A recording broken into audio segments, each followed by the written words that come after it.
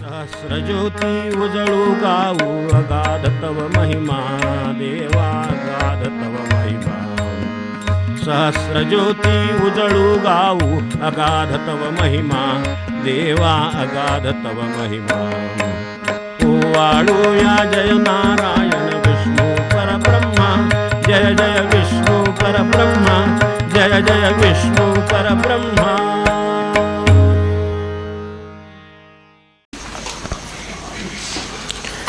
यस्य स्मरणमात्रेण जन्मसंसारबन्धनात् विमुच्यते. नमस्तस्मै विष्णवे प्रविष्णवे.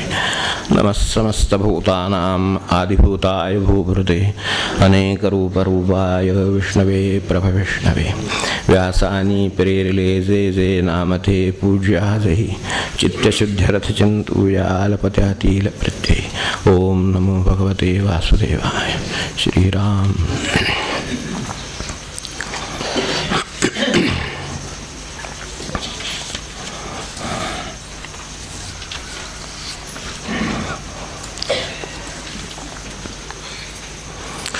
सूर्याच्या आदित्य ह्या रूपावरून आपण सावधानता शिकावी आणि रोजचा आपला दिवस आदित्य ह्या नामात नकारात्मकता नाही म्हणून मुद्दाम सांगतो. कुणी आदित्य असला तर त्याला वाटायचं अरे माझं नाव असं ठेक. तसं नाही आहे.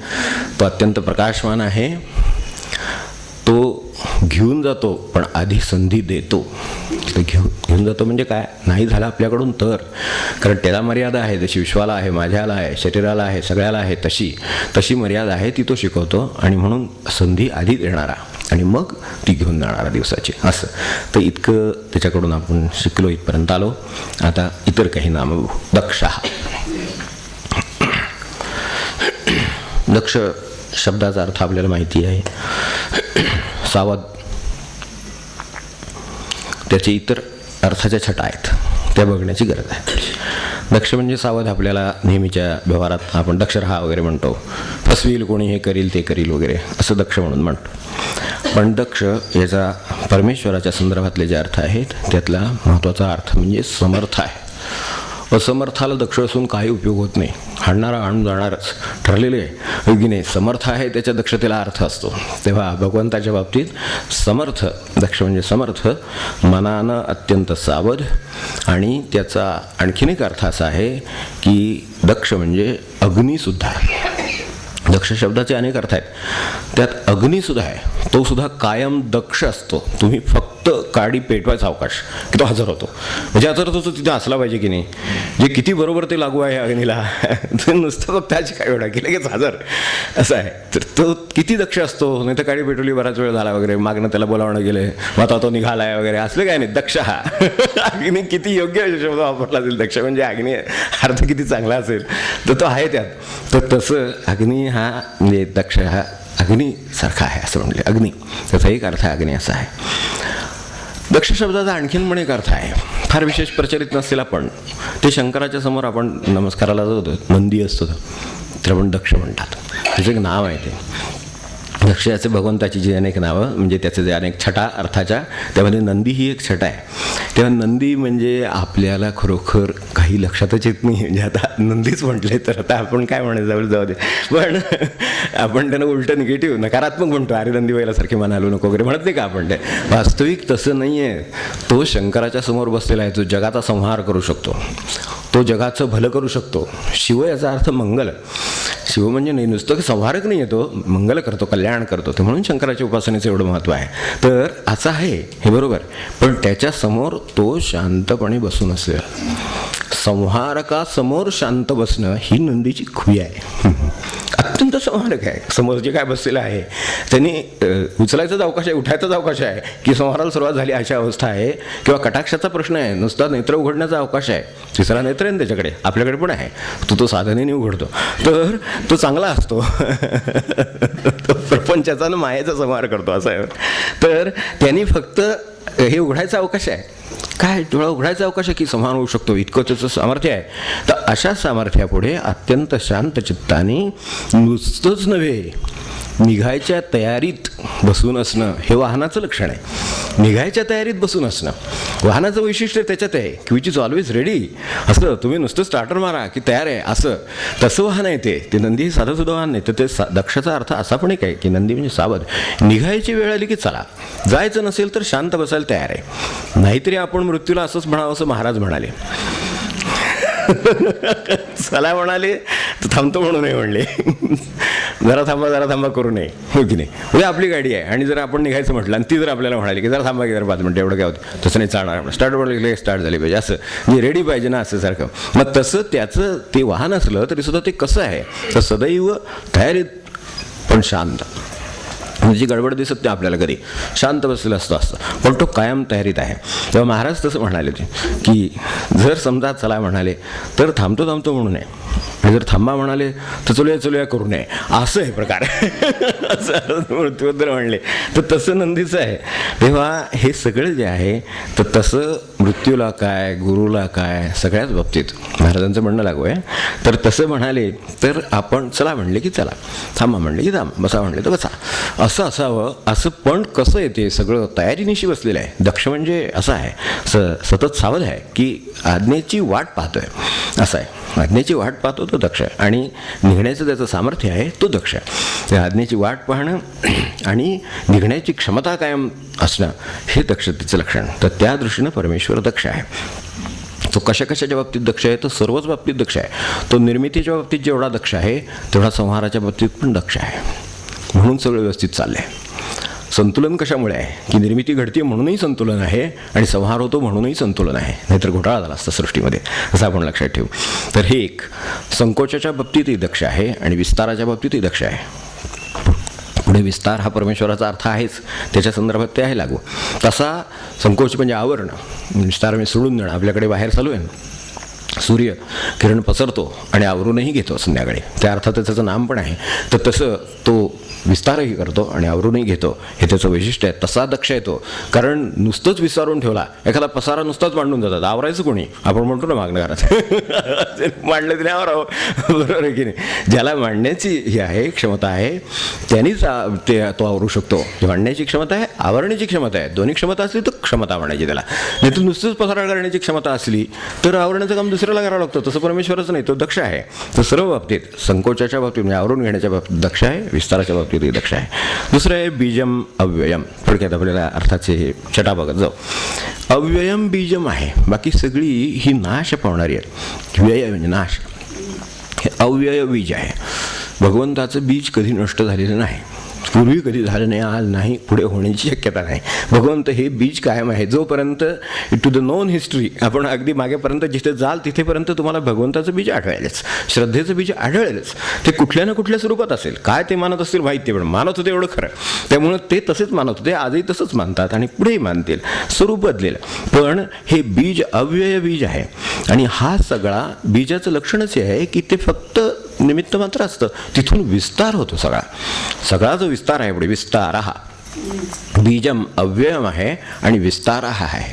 म्हणजे ते अव्यय बीज हे आहे आणि त्या बीजाचा आता बाकीची जी बीजं आहेत, आपण एखादं वृक्ष लावायचं आहे, एखादं फुलझाड लावायचं, अमकं लावायचं, तमकं लावायचं, काय आपल्याला ती बीज आणून टाकतो, मग खणतो, काय ते माती घालतो वगैरे, सगळं पाणी बिणी घालून मग त्या बीजाला अंकुर येतो, मग ते झाड होतं वगैरे वगैरे. त्याच्यावर पुन्हा फळं फुलं, पुन्हा बीज परत काय असेल ते. एखादं बीज नष्ट सुद्धा होतं. हे आता अलीकडे व्हायरस बिरस असल्या काही गोष्टी करतात आणि अतिक्रमण होतं, ते ह्या बीज नाहीशी करण्यामधून होतं. अलीकडे आता हे जे काय जेनेटिक इंजिनिअरिंग का अमुक काय तमुक काय इतक्या गोष्टी निघाल्यात आणि इतकी संहारक निघाल्यात गोष्टी की ती बीज नष्ट करण्याकडे सुद्धा याचा वापर होऊ शकतो, असे आज शस्त्र निघालेत. म्हणजे हे बीज अव्यय एवढं लक्षात ठेवावं. हे काय नष्ट होईल, एखादी वनस्पती नष्ट होईल. आपल्याकडे आयुर्वेदाचा मोठा प्रश्न आहे हा. जे आयुर्वेद जाणतात त्यांना माहिती असेल की आयुर्वेदाच्या ज्या वनस्पती आहेत त्या नष्ट करण्याचं काम चालू आहे. त्या जर नष्ट केल्या तर एक फार मोलाची विद्या निघून जाईल भारतीयांच्या हातातून, ज्यांचं त्याच्यावरती स्वामित्व आहे किंवा ज्यांची त्याचा अभ्यास आहे किंवा ज्यांच्याकडे त्याची पूर्वपरंपरा आहे आणि जे आज असाध्य गोष्टीवरचे आजारांच्यावरचे औषधं आहेत ती सगळी नष्ट करण्याचं सुद्धा काम होतं. ते कदाचित आपल्याही बेसावतपणे होतं, पण ही सगळ्या औषधी किंवा वनस्पती या सुद्धा नष्ट होतात, संपवल्या जातात. पण एक लक्षात ठेवा की भगवंत हे बीज अव्यय आहे. ज्यांनी मूळ बीज निर्माण केलं तो पुन्हा निर्माण करेल. बीज निर्माण केलं तर त्याला काही निर्माण नाही करता येणार, पण भगवंताला बीजच निर्माण करता येतं, त्यामुळे प्रश्न नाही आहे. आणि ते जे बीज आहे ते अव्यय आहे एवढं लक्षात ठेवा, ते कधी नष्ट पावणार नाही आहे. त्यामुळे असा प्रयत्न झाला तर दुसऱ्या रूपाने ते कुठल्या तरी निर्माण करतील आणि आपल्याला आजार दूर करण्याची व कोणत्याही बाबतीत आपली अडचण नाहीशी करतील. आता आपल्या संदर्भातलं काय आहे, भगवंत नष्ट न होणारं बीज म्हणजे काय आहे भगवंताचं? मला सांगा, आजपर्यंत इतकी रूपं भगवंताची येऊन गेली, तर रूप हे व्यय पावणार आहे, नाश पावणार आहे, पण नाम हे बीज अव्यय बीज आहे. ते बीजम अव्ययम म्हणजेच नाम आपल्या भाषेत. बीजम अव्ययम, त्याचा नाश नाही झाला, इतक्या गोष्टी येऊन गेल्या, यशस्मरण मात्रेनं असं आहे, असलं बीज आहे की ज्याच्या बीजाचा कधी नाश होत नाही. म्हणून आपल्या दृष्टीने बीजम अव्ययम हे नष्ट न होणारं बीज म्हणजे जे रूपाच्या पलीकडचं, जे रूपाच्या आधी आणि नंतर राहतं ते नाम. नाहीतरी माणसाचं नाम उरतं, आपण म्हणतो ना शेवटी काय राहिलं, शेवटी नाव शिल्लक राहिलं. चांगलं राहिलं तर चांगलं म्हणतात, वाईट राहिलं तर वाईट म्हणतात, पण नाव शिल्लक राहतं. त्याचं देहाचं काय शिल्लक राहिलं, रूपाचं काय शिल्लक राहिलं? मर्यादा आली शेवटी, रूपाला वेळ आला, मर्यादा आली, पण नामाला मर्यादा नाही आली. ते अव्यय बीज आहे. तेव्हा आपल्या दृष्टीनं भगवंताचं नाम हे बीजम अव्ययम. आणि हा सगळा जो विस्तार हा हे पुढचं नाम घेतलेलं आहे, तो ह्या सगळा रूपाच्या नामाचाच अव्यय बीजाचा विस्तार आहे सगळा. नाम हा मूळ संकल्प आहे. आपल्या भाषेमध्ये विचार केला, आपण जी कामं करतो त्यामध्ये संकल्प असतात, मनात काहीतरी वस्तू निर्माण होते, मग ती बाजारात शोधली जाते, मग ती कॉम्बिनेशन केली जाते, मग ऑर्डर दिली जाईल, मग तुमच्या ह्याच्याप्रमाणे बनवून घेतलं जाईल, काय स्पेसिफिकेशन असतील त्याप्रमाणे तयार करतील, ते फॅक्टरीवाले करतील, काही होईल, पण कल्पना कोणाच्या मनात आली त्याचा खरा संकल्प आहे. तर तसा ह्या संबंध, आपण खूप मोठा कॅनव्हास घेतला हो, हे सहस्रनाम आहे, तर त्यामुळे हे विश्वाचा विचार करत आहे. तर विश्वाच्या विचारामध्ये त्याचं बीज कशात असेल, तर त्याचं बीज त्याच्या मूळ संकल्पामध्ये असेल. ते जे काही संकल्प असेल ते तिथं नाम काम करतं, त्याचा हा सगळा विस्तार आहे. रूप तर कशीही निर्माण होतात, कशातूनही काही निर्माण होऊ शकेल व्यवहारामध्ये. इकडे जे जगाचा विस्तार आहे त्याच्यामध्ये झाडेही निर्माण होते, पाणी पण निर्माण होते, काही वायू निर्माण होतोय, सगळं निर्माण होते. मूळ ज्याच्यापासून निर्माण झालं तो ज्याचा विस्तार आहे ते बीज अव्यय आहे. आणि हे संकल्प किंवा संकेतानेच कळू शकतं, हे आकलनानं कळू शकत नाही. हे केवळ संकेत करता येतो, दाखवता येतं. फार पूर्वीच्या काळामध्ये ज्या वेळेला म्हणजे आता उदाहरण म्हणून सांगतो आपण, म्हणजे आपल्याबद्दल सगळ्यांच्याबद्दल आदर ठेवून, की पूर्वीच्या काळामध्ये नवऱ्याचं नाव घेण्याची पद्धत नव्हती. आता नवरेच म्हणतात माझं नाव घ्या, असं उलटं, म्हणजे अशी परिस्थिती आहे, होय की नाही आहे. आता काय करायचं, तो काळच बदलला आता त्याच्यात, आणि जास्त प्रेम व्यक्त होतं असं म्हणतात, तर मग आता त्याला काय करणार, तर होऊ द्या, आपला काय त्याच्याशी संबंध नाही. पण मुळात नाव न घेण्याची पद्धत, तर त्यावेळेला असं जर विचारलं नवरेला तर ती अशा पद्धतीनं संधेतलं तिसरं असं सांगायची पद्धत मी ऐकलेलं आहे म्हणून सांगतोय. आपण दांडेकर गोनींची कादंबरी वाचली तर त्याच्यामध्ये आहे, तिचं नाव नाही तिने विचारलं, तिने म्हणली की संधेतलं तिसरं, त्याच्यावर ओळखायचं, तिचं नाव नाही, अशी पद्धत होती. म्हणजे आता हे कशाने संधेतलं तिसरं हा काय आहे, हा संकेत आहे. केशवाय नमा नारायणाय नमा, मग जे आलं ते काय मजा आहे सगळी संकेताची. तर असं संकेताने सुचवण्यामध्ये जो आनंद आहे तो अरेतुरे करण्यामध्ये नाही, म्हणजे असेलही त्यातही, पण समजा त्यांना नव्हता कळत असं म्हणून आपण जाऊ देतो, त्याला कळतच नव्हतं, तर कशाला आपण विचार करा. तर असं तो विस्तार आहे.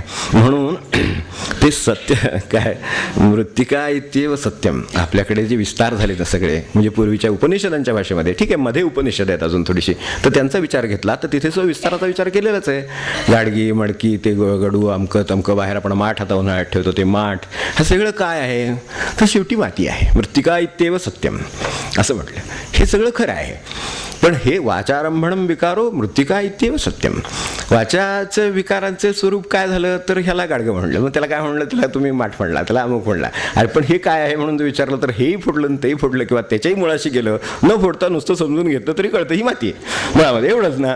मग वाचारंभणम विकारो ते त्यानं म्हणायचं की हा विकार झाला, हा फक्त रूपाचा आहे झालेला, मूळ त्यातल्या वस्तूचा विकार नाही झालेला, त्याच्यात फक्त बदल होऊन घडलं. मूळ काय सापडलं तर मूळ माती सापडली. आता असे ह्या मातीची मूळ शोधायचं ठरवलं तर असं करत जिथे जाल तो कशाचा तरी विस्तार आहे मूळ हे लक्षात येईल. त्या मातीचे विस्तार आकाराच्या रूपाने विस्तार झाला, असा आकार दिला म्हणून असा झाला, दुसऱ्या ठिकाणी असा दिला म्हणून तसा झाला. हे सगळे विस्तार आहेत, हे सगळे विस्तार त्याचेच आहेत हे लक्षात असणं त्या बीजांचं जे बीज म्हणजे अव्यय बीज मगाशी म्हटलं तसे हे विस्तार हे मृत्तिका इत्येव सत्यम इथपर्यंत जसे आपल्याला कळतात, माती हे सत्य, बाकीचे विकार, तसं हे सगळे त्याचे विकार म्हणजे या अर्थाने की त्याचे प्रकार होतात ते, तर तसे मातीचे हे प्रकार झाले. त्याच्या कल्पनेत जो आकार आला म्हणजे मगाशी पुन्हा म्हणलं तसं की मनात एक कल्पना आली की असं एक गाडगं बनवून बघूया, त्याचं कोणी केलं नाही. आपल्याकडे तर सुरई वगैरे पूर्वीच्या पाण्याच्या सुरया वगैरे असं शोभेसाठी सुद्धा ठेवलेले असतात.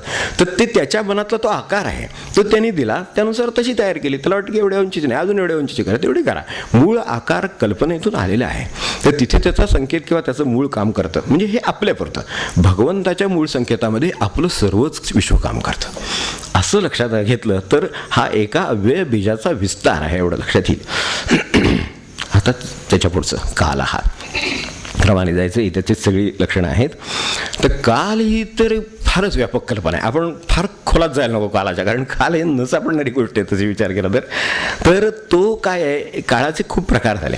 एक म्हणजे आपण मोजतो तो रोज, आपण ते कॅलेंडर बदलतो वगैरे सगळं, ते काय 29, 30 काय असेल ते, तर तसे तारखेप्रमाणे वगैरे बदलत जाणारा, मोजायला येणारा. आपण घड्याळ बनवली, पूर्वीची ती पात्र असायची, ती घंटा द्या घटिका पात्र वगैरे तसं, तर तसं असेल. वेगवेगळ्या प्रकारच्या काळाचे रिलेटिव्ह आहे तो रिलेटिव्ह आहे. म्हणजे तो कसा आहे की सापेक्ष आहे. काळ जो मोजला जातो ना तो सापेक्ष आहे. म्हणून याच क्षणी आज काय ते किती काय 5 सप्टेंबर काय असेल ते, हे असंच 5 सप्टेंबर असं तिकडे पंचांगात असेल असं नाही.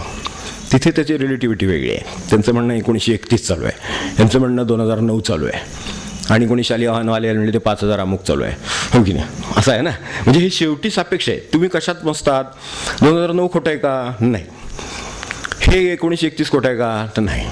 ते कसं मोजाल त्यावर अवलंबून आहे. तुम्ही शालिवानापासून मोजणार असाल तर असं होईल, ते काय युधिष्ठिराचं शक मोजणार असेल असं होईल, शिवशक मोजणार असाल तर असं होईल, साई शक मोजणार असाल तर असं होईल. काय आपल्याला कोणते शक मोजायचे तिथपासून, म्हणजे हे सगळंच अपेक्षा आहे. हे खरं आहे पण मर्यादित अर्थाने खरं आहे. त्यामुळे काल सापडत नाही हे जे म्हटलं त्याचं कारण ते. हा लहान असतानाची गोष्ट आहे. हा अगदी एवढाच होता, त्याची मुद्दा महत्त्वाचा आहे म्हणून सांगतो. आमच्याकडे तत्त्वज्ञानाचे एक फार मोठे गाढे विद्वान आमच्याकडे आले.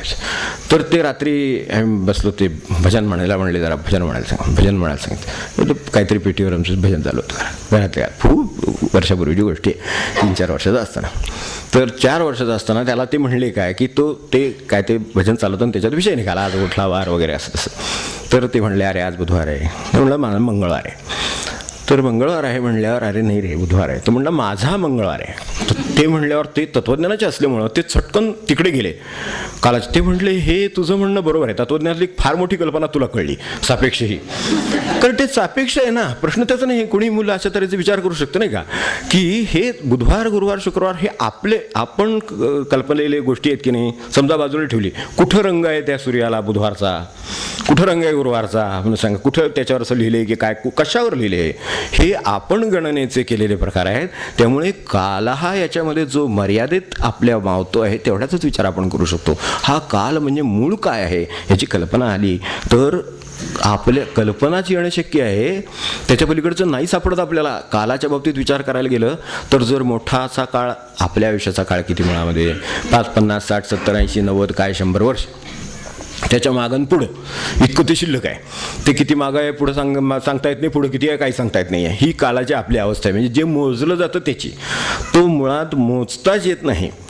म्हणून आपल्याकडे ज्या पंचमिती सांगितल्या आहेत त्याच्यामध्ये लांबी रुंदी ते ठीक आहे, लांबी रुंदी काय खोली काय उंची काय ते 3 त्या त्रिमितीत ठीक आहे. चतुर्मितीत हे आल्या दिक आणि काल.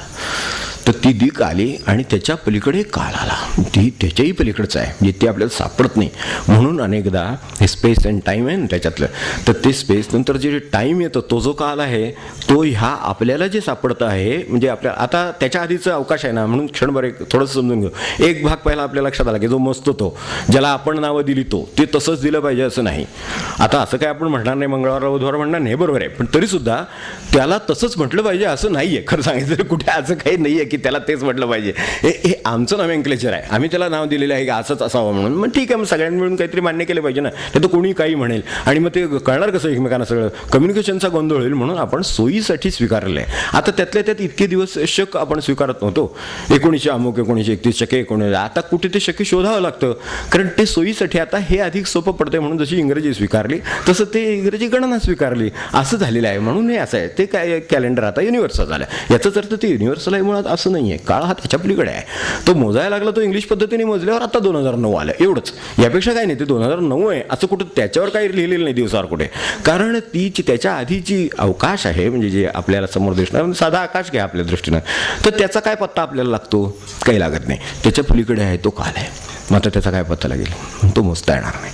अवकाश मोजता येत नाही, तसं काल मोजता येत नाही. संतांची सत्ता या सगळ्यावर चालते, भगवंताची त्याच्या पलीकडे आहे. म्हणजे काय असेल सत्ता याची कल्पना आपल्याला येते. ते आपले टेंबेस्वामी तिसरे म्हणायचे ना, ते झाडाला जाऊन सांगा मला वायरलेस आली मागे सांगितलं होतं, तसं झाडाला सांगितलं तरी त्यांना कळतं. त्यांची कनेक्टिव्हिटी इतकी उत्तम आहे, फारच वेगळी आहे, कारण ही दिक आणि कालच्या पलीकडची आहे. म्हणून ते झाडाशी जाऊन त्यांनी सांगितल्याबरोबर हे म्हणाले ते आज काही येत नाहीत, त्यांचं काम लांबलं, त्यांना उशीर होणार, ते येणार नाहीत. राजापूरजवळ आपल्या बांगिरेची गोष्ट. तर मागे एकदा ज्ञानेश्वरीत सांगितलं होतं काहीतरी विषय, तर तसा तो मोजता येत नाही असा आहे. एक मोजता येतो तो जे आपण मोजतो, मला 56 वर्ष झाली, 70 वर्ष झाली, अमुक झालं तमुक झालं, ते सगळं मोजण्यासारखं. पण ते एक छोटंसं मोजमाप आहे. हे सगळ्या काळाच्या दृष्टीने त्यातलं काही नाही. तर हे एक. दुसरं मोजता येत नाही असं एक. आणि तिसरं आपल्या दृष्टीनं अनुभवायला येणारं कुठलं, शरीराच्या बाबतीतला मर्यादित. आपण 3 काळामध्ये एका वेळेला वावरतो आहोत, एवढं लक्षात ठेवा. आपण स्वतः आपण 3 दृष्टीनं काळाशी संबंधित आहोत. एक शरीर, ते आपल्याला माहिती आहे, त्याचा काहीतरी काल आहे मर्यादित. 60, 70, 50, 40 काय प्रत्येकाचा असेल ते, अगदी 15, 17, 18 काय काही असू शकतं, त्याला काही जशी मर्यादा नाही. एक शरीराची मर्यादा म्हणून आहे, त्याला जेवढा काळ ते शरीर अस्तित्वात राहणार तेवढा शरीराचा म्हणून एक काळ. दुसरा जो जीव म्हणून जन्माला आलेला आहे, त्याच्यात जो वावरतो आहे, वासना देह म्हणतात त्याला, त्याचा तो एक काल आहे. त्यातला कालाच्या संदर्भात आपण त्याच्याशी पण निगडीत आहोत. तो नाहीसा होत नाही. जे मुक्त होतात त्यांचा तो नाहीसा होतो. जे मुक्त होत नाही, आपले प्रयत्न चाललेत तो नष्ट करण्यासाठी चाललेत. तोच अपेक्षा वासना याचा जो देह आहे तो नष्ट करण्यासाठी सगळी उपासना चालली. तर तो जो मधला वासना देहाचा जो, त्याच्याच तो एक काळाशी संबंधित आहे. शरीर संबंधित आहे, खूप छोट्या काल आहे. वासनादेह संबंधित आहे, किती काल चालेल, किती शरीर लागतील सांगता येत नाही. म्हणून ते सद्गुरूशी जावे शरण वगैरे जे काही सगळे मार्ग सांगितले ते त्यासाठी, कारण याच्यातून तर सुटेलच, तर त्याच्यातूनही सुटायचं आहे आपल्याला. त्या दुसऱ्या काळाच्या संदर्भात वासनादेहातून सुटण्यासाठी जो काल तो एक आहे. तो किती जन्म चाललाय माहिती नाही.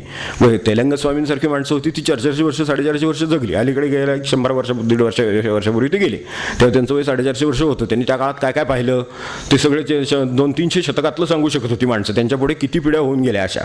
तर ते म्हणाले हे काही फार अवघड नाही आहे. म्हणजे त्यांच्या दृष्टीने शरीराचाही काळही गेला आहे, वासनाचा काळ तर त्याच्याच आधी गेला, त्यामुळेच ते हे सगळं मिळवू शकले किंवा राहू शकले. हे दुसरं.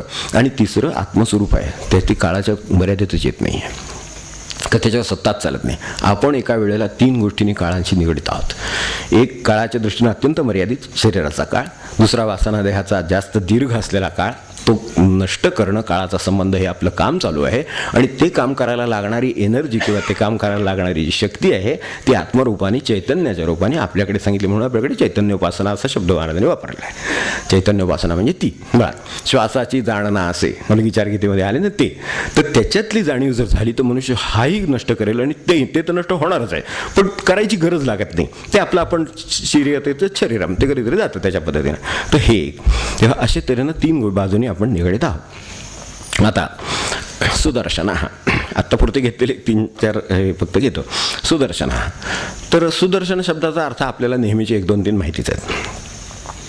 दर्शन म्हणजे आपल्याला माहितीच आहे, समोर होतंच, आपल्या रोज सकाळी एकमेकांचं होतं तेच. तर आता सुदर्शन म्हणजे चांगलं, तर चांगलं दर्शन व्हावं अशी अपेक्षा आहे. तर आता दिसायला चांगलं असणं हे सुदर्शनाचा वरवरचा अर्थ. असायला चांगलं असणं हा भगवंताचा अर्थ. असायला चांगलं असावं, दिसायला चांगलं असून करायचं काय, हो की नाही. तर त्यामुळं दिसण्यापेक्षा असायला चांगलं आहे, खरं चांगलं असणं हे अंतर्गत आहे. तर ते भगवंताकडे आहे. भगवंत सुदर्शन आहे असं त्याला म्हणलेलं आहे, ते अनेक अर्थाने म्हणलेलं आहे. त्यातलं एक हे दिसायला चांगलं असावंच, त्याबद्दल काही प्रश्न नाही, हा असू दे. पण असलं नसलं तरी असायला चांगलं असण्याची गरज जास्त आहे. हो की नाही? कारण ते आयुष्यभर माणसाला पुरणार आहे, त्याच्या मुक्तीलाही पुरणार, स्वतःच्या मुक्तीलाही पुरणार, उद्धारालाही पुरणार, भगवंत समजून घ्यायलाही पुरणार, सगळ्याला पुरणार. म्हणून अंतरंगाने असणं हे अधिक चांगलं. तर दुसरं त्याच्या पुढचं, त्या आपण म्हणतो ना व्यवहार किंवा स्वभाव. आता तो स्वभाव कुठला? तो सुदर्शन पाहिजे खरा, तो खरा चांगला पाहिजे, नुसत्या बाकीच्या ह्याला काही अर्थ नाही. तर आता ह्याच सुदर्शनचे आपल्याला ते माहिती आहे, एक ते भगवंताचं, ते एक सुदर्शन ते धारण करणार आहे. तेव्हा ही सगळी ईश्वराला पण लागू आहे. त्यामुळे नुसत्या सुदर्शनाचा वर्तनाशी संबंध पाहिला तर भगवंताचाच फक्त आदर्श आहे. बाकीचे आपल्याकडे सुदर्शनांचे व्यवहार कमीच चांगले असतात, असं उलटं व्यवहार लक्षात येईल. मी चांगल्या माणसाला मी नाव ठेवत नाही, पण साधारणपणे इम्बॅलन्स असतो असं दिसतं. तर अंतरंगाने चांगलं आणि बहिरंगाने चांगलं तो भगवंताचा उपासक असला पाहिजे किंवा भगवंताची जाणीव असलेला असला पाहिजे, तर तो दोन्ही साधू शकेल. तर हे दोन्ही साधण्याचं काम त्याचं असतं. तर त्या दृष्टीनं असं असावं. आता दुसरं, भगवंत जसं म्हटलं हे सुदर्शन हा हे ईश्वराला लागू केलं तर दिसायलाही चांगला, असायलाही चांगला. दुसरं सु म्हणजे चटकन, आपल्या दृष्टीनं सोपा. तर सोपं आहे ना, तर ते सोपं कसं आहे? तर दिसायला सोपं आहे भगवंत. आपला एक पाहुणा क्षणभर मनासमोर आणून बघा, तर त्याला भेटायला 500 किलोमीटर जावं लागेल. ही भानगड नाही आहे इथे आत्ताच्या इथे दिसतो परमेश्वर, कुठे कोणाच्याही रूपाने पाहता येतो. सुदर्शन म्हणजे हा खरा की जो पाहायला सोपा आहे आपल्या दृष्टीनं, कुठे. म्हणून भगवंत खरोखर पाहायला सर्वात सोपं काय असेल तर इझिली सीन असं म्हणतात. अगदी इझिली सीन, हे चटकन पाहता येण्यासारखं आहे. आता दृष्टी लागेल हे खरंच आहे. अहो समोर गोष्ट असली सर्व पाहायला डोळे लागतात, तर भगवंत पाहायला दृष्टी लागेल हे नक्कीच आहे. ती असली तर आहे इथे दिसेल. म्हणून इझिली सीन या अर्थाने सुदर्शन आहे. तो चक्र तर आपल्याला माहितीच आहे, ते नुसतं चक्र नाही आहे, ते सामर्थ्यशील आहे. ते स्वतःभोवती फिरतं, पण ते शांत असतं, आज्ञेशिवाय काही करीत नाही. हे भगवंताचं वैशिष्ट्य आहे. की काय होतं की एकाच वेळेला सज्जनांचं संरक्षण, दुर्जनांचं निर्दालन, या दोन्ही गोष्टी करायच्या असतात. ही दोन्ही कामं ते करतं. सुटलं म्हणजे सज्जनाने उडून जातं असलं नाही आहे. ते सुटलं, आपल्याकडचे आता बॉम्ब निघाले ते सुद्धा फार सामर्थ्यशील आहेत, पण सामर्थ्यशील आहेत पण टाकले तर त्याच्याबरोबर सज्जन पण मरतात. असलं सुदर्शन नाही आहे. आपण शस्त्रामधला फरक लक्षात घ्या की आपणही शस्त्रसज्ज आहोत समजतो आणि भगवंतही शस्त्रसज्ज आहे, पण त्याचं सुदर्शन सुटलं तर ते नेमकं फक्त दुर्जनाचाच वेध घेतं. आपल्याकडचे हे बॉम्ब सुटले तर कोणाचाही वेध घेतात, तो कदाचित दुर्जन सुटून जायचा, असं होतंय. सज्जनांचेच बळी पडायचे विचारायचे. बॉम्ब टाकले त्याला काय कळते, हे आपली शस्त्र, भगवंताचं शस्त्र त्याच्या मागणं फिरत असतं. तो कुठे पळ काढेल तिथे. आपल्याकडे ती पाताळाची नीची कल्पना आहे ना, ते आपल्याकडे किती पुराणामध्ये अशा ह्या गोष्टी आहेत की तोच लपायसाठी पृथ्वीसह सोडली, ते त्याला सोडत नाही आहे. ते जोपर्यंत त्याला आज्ञा आहे, ह्याचा वेध घ्या म्हणजे वेध घ्या. तेव्हा भगवंत हा नेहमी शांत प्रसन्न असतो. म्हणजे आपण पाहिला तर सुदर्शन आहे, तो अत्यंत शांत आहे, प्रसन्न आहे, पण कायम शस्त्रसज्ज आहे. हे जर गेलं तर काय होतं ते आपल्याला भारतात कळते. कारगिल उगाच होत नाही, ओके नाही. आपण जर सावध नसलो तर काय होतं त्याची ती उदाहरणं आहेत एक सगळी. तर तशी आपल्याला मागेही उदाहरणावर बघायला चिंच्या वेळेलेली गळी सगळीकडे कळलेले आहे आपल्याला. आणि कुणाच्याही इतिहासामध्ये हेच झालेलं आहे की सावध नसला, शांत किंवा सुदर्शन असणं म्हणजे शस्त्रसज्ज नसणं असं नाही आहे. शस्त्रसज्ज असावं पण शांत आणि सुदर्शन असावं उलटं, असं एक कॉम्बिनेशन आहे त्यांनी दिलेलं आपल्याला आदर्शाचं. म्हणून कृष्णाचा एवढा आदर्श आहे. हे दुसरं सुदर्शन, दर्शन म्हणजे पाहणे ना, तर दर्शनामध्ये सु म्हणजे चांगलंच पाहणारा तो भगवंत आहे. तो भगवंताचा सुदर्शनचा आणखीन एक अर्थ आहे, तो चांगलं पाहतो. आपल्याला सर्वसाधारणपणे चांगलं कोणातलं चटकन दिसत नाही. तर काय करायचं, कसली दृष्टी कोणा डोळे उघडले की काय दोष आहे तेवढंच कळत. हे अमका दोष आहे, बोलण्यात आहे, हे अमक्यात आहे, हे तमक्यात आहे. कशाला त्या दोषाचं काय करतं. भगवंत कसा आहे, पहा सुदर्शन आहे, सु म्हणजे चांगला आहे तेवढं पाहतो. त्याला दिसत नाही असं नाही. पण तो ज्या महाराज सुद्धा आपण पहा, संत त्याची छोटी प्रतीक आहेत आपल्या दृष्टीनं कळण्यासारखी, म्हणून त्यांचे अवतार आहेत किंवा त्यांचे उपासक आहेत किंवा त्यांचं बळ आहे त्यांच्या मागे. तर त्यांचं कसं महाराज म्हणाले ना, प्रत्येकाच्या ठिकाणी मला माहिती की माती आहे, पण मी सोनं त्यातलं पाहतो आणि तेवढं घेतो, माती टाकून देतो. त्यांच्या सहवासात आलेली माणसं म्हणजे काय सोन्याचे पुतळे आहेत असं का आपल्याला म्हणायचं. तर आपण त्याच्या सहवासातच आहोत की आता उद्या जायचं परत की नाही. महाराजलं काय सोन्याचं म्हणून काय आपल्याला बोलावलेले आहे. अस्तर माती मान्य येते ना, पण आपल्यात सुवर्ण आहे, नाम घेण्याची वृत्ती आहे. किंवा काहीतरी सत्प्रवृत्ती आहे तिच्याकडे बघून बोलावलेली आहे. म्हणजे काय थोडक्यात की बाबा चांगलं आहे सुवर्ण. महाराजांनी त्या काळात हजारो माणसं भेटलेली आहेत, इतकी अपप्रवृत्तीची माणसं आहेत. अहो 20 गाड्याने माणसं त्या काळात त्यांना भेटले, त्यांच्यात त्यांनी सुवर्ण पाहिलेले, याचं कल्याण होते म्हणलेले आहेत. म्हणजे काय पाहिलं असेल मला सांगा, ह्यातून शिकण्यासारखं आहे की नाही आपल्याला. तर हे भगवंताचं सुदर्शन कसं आहे बघा, चांगलं आहे ते तो पाहतो. महाराज ते एका ठिकाणी असं म्हणलेत की भगवंताने जर आपल्या प्रत्येक चुकीला शिक्षा द्यायची ठरवली तर आपण शिल्लकच राहणार नाही. लक्षात आहे म्हणणं सोपं असतं, एकदम कळण्यासारखं आहे. पण चुकीला ते तसं देत नाहीत, ते आपल्यातलं चांगलं पाहतात. अरे जाऊ दे 4 चुका करतो पण एक गोष्ट चांगली आहे ना त्याच्यामध्ये, मग ती पाहू, हे देव सोडून जाऊ होईल काहीतरी चालेल असं वाटतं. हे जे वाटतं याचा आधार आहे आपल्याला, म्हणून आपल्या उद्धाराची शक्यता आहे.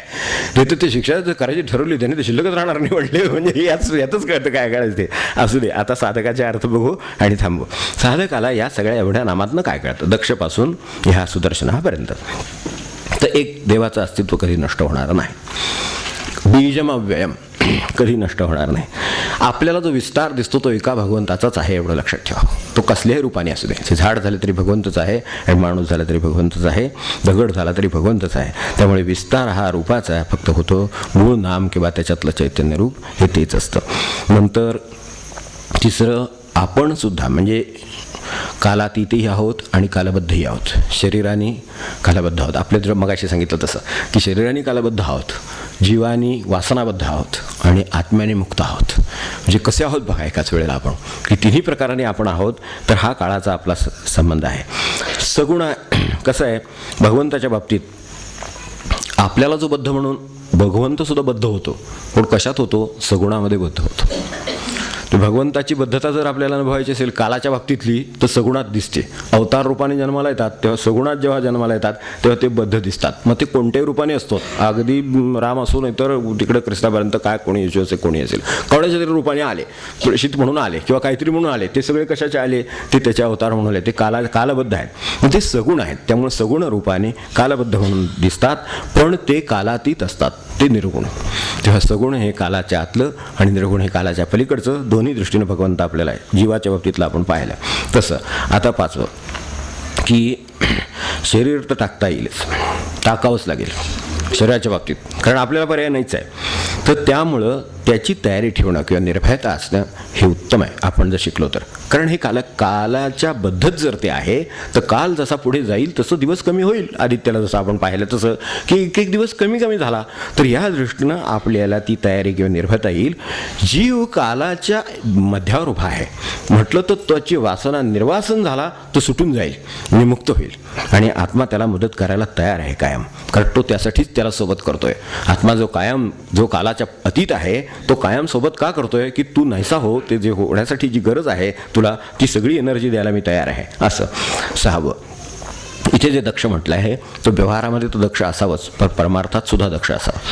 चुकांना दक्ष, मार्गाला दक्ष, क्षमेला दक्ष, आदर्शाला दक्ष, भगवंताच्या बाबतीत दक्ष, मुक्तीच्या बाबतीत दक्ष, गुरुच्या बाबतीत दक्ष, आज्ञापालनाच्या बाबतीत दक्ष, साधनाच्या बाबतीत दक्ष, मृत्यूच्या बाबतीत तो दक्ष रोजच असावा. मरणाचे स्मरण असावे, हरिभक्तीचे सादर व्हावे, त्याला पर्यायच नाही, रोजच दक्ष. तर असं जर दक्ष असेल तर सर्वत्र समर्थ आणि दक्ष असावं, तर बरोबर मार्गात राहू किंवा प्रगती होईल. आता निदान एक 7वं सांगतो, निदान दक्षतेचं एवढं तरी घ्यावं की आपला प्रपंच आपला परमार्थ खात नाही ना, एवढ्याबद्दल तरी दक्ष असावं. 8 सुदर्शन असणं म्हणजे चांगलं असणं तर गरजेचंच आहे, पण खरी सुधारणा ही सुसंस्कृतपणात आहे, ती तपश्चर्येत आहे, अंतरंगात आहे, साधुत्वात आहे.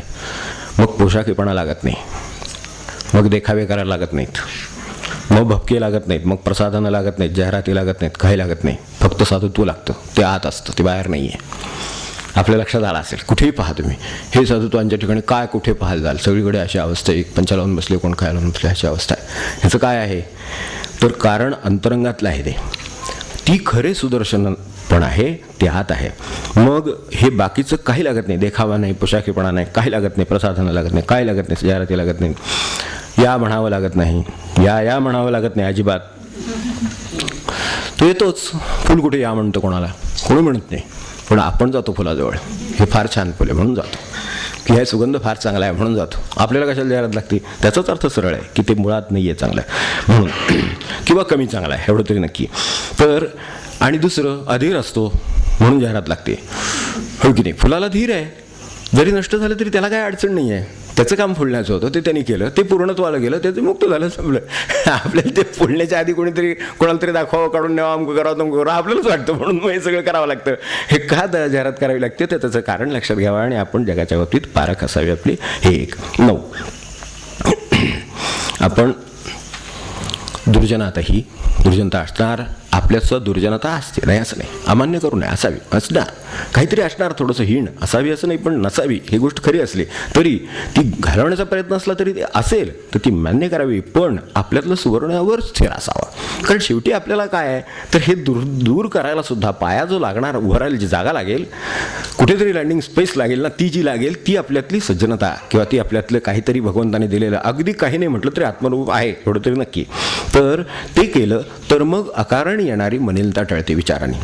वाईट विचार मनात येतात आणि लोक नामात नाही का सांगत वाईट विचार मनात येऊ देत ना, पण विचार करणारं मन आपल्याकडे आहे ना, असं का म्हणतात? मन आहे म्हणून हे सगळं पुढचे वाईट विचार वगैरे शक्य आहे ना. मग मन ही भगवंताची विभूती आहे, मग तिथे स्थिर राहतो, जाऊ दे विचार. किती सोपं काम आहे आपल्याला, असं बघता येईल. म्हणजे त्याला स्थिर राहायला त्याला ही चांगली बाजू उपयोगी पडते, मग मलिनता किंवा गोंधळ टळेल असं होईल. आता 10 आणि ते 11. तर ईश्वराच्या किंवा साधनेच्या किंवा ह्या सगळ्या आपल्या उपासनेच्या पाठबळावर आपण समर्थ असावं. ते जे सुदर्शन आहे किंवा मगाशी जे म्हटलं ते समर्थ आहे कायम. पण आपल्याला समर्थता कुठून येईल? शारीरिक समर्थतेला मर्यादा आहे, पैशाच्या समर्थतेला सुद्धा मर्यादा आहे. ही मार्केट खालीवर होते, एका दिवसाचे रावाचे रंग होऊन जातात, हे आपण पाहतो. त्यामुळे त्या सगळ्याला मर्यादा आहेत. पण उपासनेच्या जाई तिकडे पावे जय, उपासनेच्या सामर्थ्याला मर्यादा आहे. त्यामुळे उपासनेने समर्थ असावं, तर तेवढं असलं तर बाकी सगळं होऊ शकतं.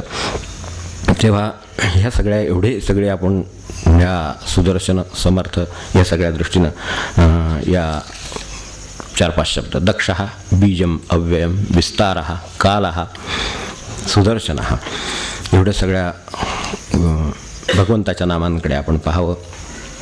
तर सुदर्शन भक्त असावं असं म्हणेन मी शेवटी. सुदर्शन भक्त म्हणजे काय? दिसायला चांगले भक्त असून करायचे काय? खरं भक्त पण सुदर्शन कशात असेल? ते निरपेक्ष प्रेमात असेल, ते निष्ठेत असेल, ते क्षमेत असेल, शांतीत असेल, श्रद्धेत असेल. हे खरं सुदर्शनता आहे भक्ताची. तेव्हा भक्ताची सुदर्शनता कोणती हे आपण भक्त मंडळीने जरूर आपल्यासमोर असावं. म्हणजे त्यांनी खरा आनंद आपल्या स्वतःलाही होतो, इतरांनाही होतो, एवढं लक्षात ठेवू. आणि आता आरती करून थांबूया.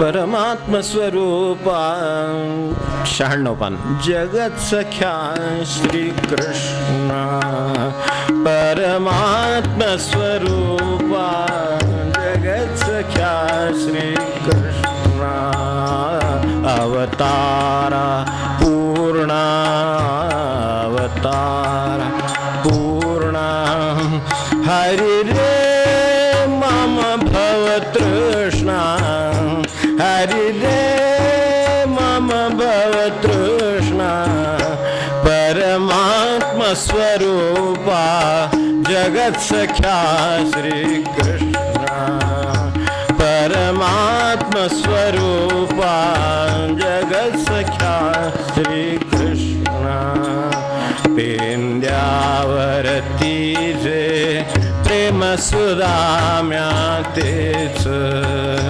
पेंद्यावरती जे प्रेम सुदाम्या तेच चोराधेचा तू रुक्मिणीचा तू तोच जो राधेचा तू रुक्मिणीचा तू तोच उद्धवा अर्जुना भीष्म सखाही तूच उद्धवा अर्जुना भीष्म सखाही तूच देवकी यशोदा परितो नंदन तूच देवकी यशोदा परितो नंदन तूच तूच परमात्म स्वरूपा जगत सख्या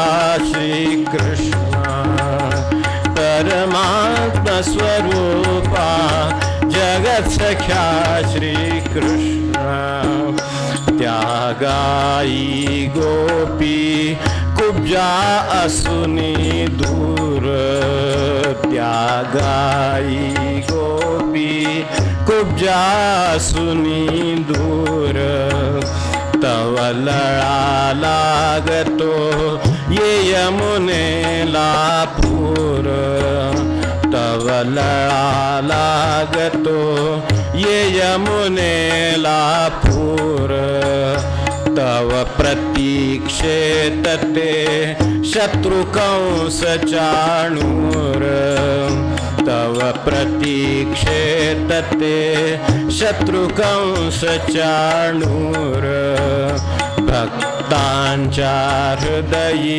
नितबासरीचे सूर भक्तांच्या हृदयी नितबासरीचे सूर परमात्म स्वरूपा जगत सख्या श्री कृष्ण परमात्म स्वरूपा जगत सख्या श्री तुझ पासून आम्ही कर्म शिकू की ज्ञान तुझ पासून आम्ही कर्म शिकू की ज्ञान की शस्त्र सज्जता युद्ध नीति विज्ञान की शस्त्र सज्जता युद्ध नीति विज्ञान उद्धार शास्त्र की गीतामृत निर्वाण उद्धार शास्त्र की गीतामृत निर्वाण दीनास आपुले भक्तीचे दे भान दीनास आपुले भक्तीचे दे भान परमात्म स्वरूपा जगत सख्या श्री कृष्ण परमात्म स्वरूपा जगत सख्या श्री कृष्ण अवतारा पूर्ण अवतारा पूर्ण हरि दे मम भव तृष्णा हरि दे मम भव तृष्णा परमात्म स्वरूपा जगत सख्या श्री कृष्ण परमात्म स्वरूपा जगत सख्या श्री कृष्ण परमात्म स्वरूपा जगत सख्या श्री जानकी जीवन स्मरण जय जय राम।